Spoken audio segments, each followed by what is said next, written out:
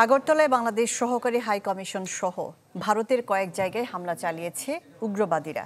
সংখ্যালঘুদের নিরাপত্তা ও বহিষ্কৃত ইসকন নেতা চিন্ময় দাসের মুক্তির দাবি তুলে এই হামলা চালানো হয়, যার নেতৃত্ব দেন উগ্র বিজেপির নেতা শুভেন্দু অধিকারী।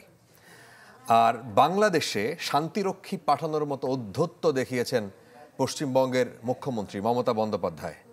যদিও ওই হামলার ঘটনার দুঃখ প্রকাশ করেছে ভারত সরকার।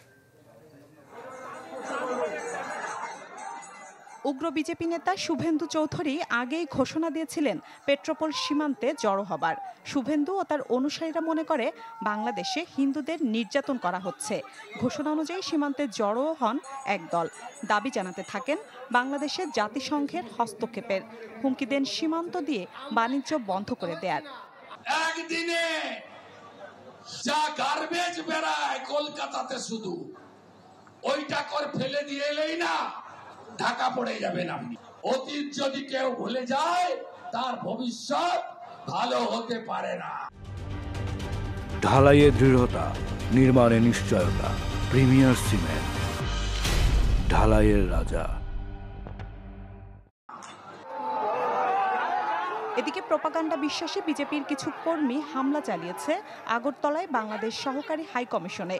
নিরাপত্তা বলয় ডিঙিয়ে হাই কমিশন প্রাঙ্গণে ভাঙচুর করে তারা, ছিঁড়ে ফেলে বাংলাদেশের পতাকা, সৃষ্টি করে ভীতিকর পরিস্থিতির। ভারতের বিধানসভার শীতকালীন অধিবেশনে বাংলাদেশ প্রসঙ্গে বিতর্কিত মন্তব্য করেছেন পশ্চিমবঙ্গের মুখ্যমন্ত্রী মমতা বন্দ্যোপাধ্যায়।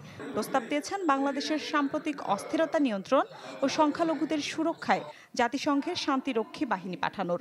একই সাথে তিনি জানিয়েছেন বাংলাদেশে যে ভারতীয়রা আক্রান্ত হচ্ছেন তাদের ঠাঁই দিতে তৈরি আছেন তিনি।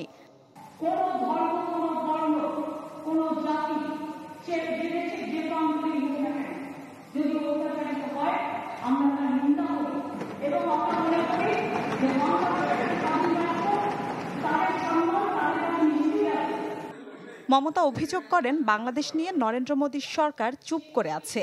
বিধানসভায় মোদীর বিবৃতিও দাবি করেন পশ্চিমবঙ্গের মুখ্যমন্ত্রী।